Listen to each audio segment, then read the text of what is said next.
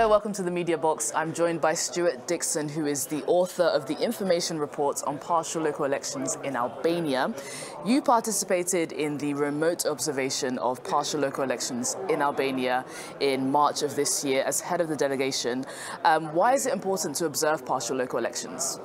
Well, it's always important to observe elections, and that's one of the missions of Congress. On this particular occasion, it was a follow-up from previous elections that we had observed in 2015. But also, these elections, although there were only a small number of them, they did actually cover some 20% of the population of Albania in both rural and urban areas. I think the other big thing this time round was that all of the political parties were participating in this election. In previous elections, some parties had been boycotting the election.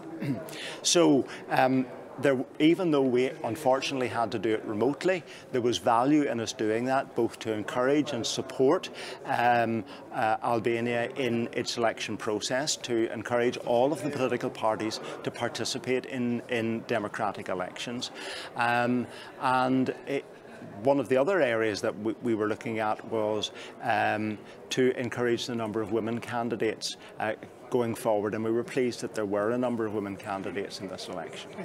And there were no formal recommendations included in this report, but what sort of improvements do you think can be made to Albania's electoral process? Okay, well, back in 2015 we did make recommendations, and we are encouraged that the Central Election Commission have taken on board a number of the recommendations that we made. No, there are no recommendations coming out of a remote election observation mission, because it would be very difficult for us to verify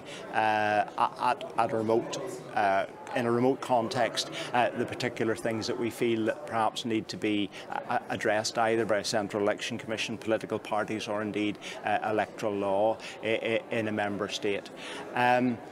But we're also looking forward to the 2023 elections, and therefore these elections, we hope, are a good indicator that not only will all of the political parties participate in elections again next year, but that they will be encouraged to perhaps put up more women candidates and more diversity of candidates, and that once candidates are elected, that there will be adequate training for them once they become local councillors to actually do the job which they've been elected to do. Thank you, Stewart DICKSON, for joining me at the Mediabox today. You're very welcome.